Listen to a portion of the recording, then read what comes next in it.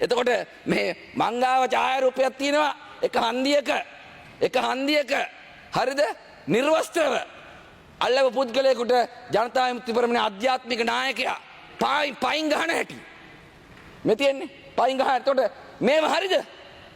මම හිතන්නේ විපක්ෂයේ മന്ത്രിවරුන් උදේට එනවා කාගෙන් හරි මොනවා හරි ටිකක් හොයා ගන්නවා Facebook එකේ උඩ පහළ යන මොනවා හරි ටිකක් හොයා ගන්නවා කතාව කරනවා.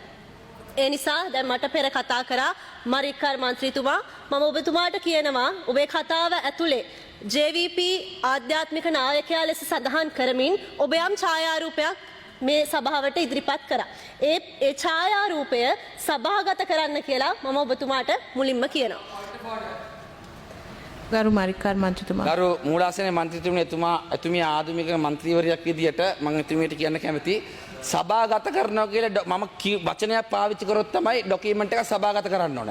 එහෙම නැතුව මේ පෙන්වුවා කියලා සභාගත කළ යුතු නැහැ. ඒ නිසා පොඩ්ඩක් ගිහිල්ලා ද ස්ටඩි කරලා එන්නේ. මේ පාර්ලිමේන්තුවේ රීති ස්ටඩි කරලා එන්න කියන පොඩ්ඩක් ගිහිල්ලා ඉවරලා. ගරු සභාපති ගරු හසාරා ලියනගේ මන්ත්‍රීතුමිය. විවාදයකට යන්න අවශ්‍යතාවයක් නැහැ. නමුත් පැහැදිලි ලෙසම යම් ඡායාරූපයක් එතුමා පෙන්වුවා.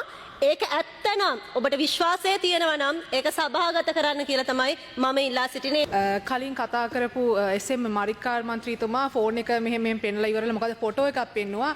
මම එතුමාට කියන්න කැමති ඒක සත්‍ය ඡායාරූපයක් නම් අද බැරි නම් සවුන්දට සභාගත කරන්න කියලා ඉවර වෙලා අසත්‍ය ඡායාරූපයක් නම් සභාගත කරන්න ඕනේ අපිට දැනගැනීමට අවශ්‍ය වෙන්නේ අපි අවනාපයක් ඇති කරගන්න නැහැ.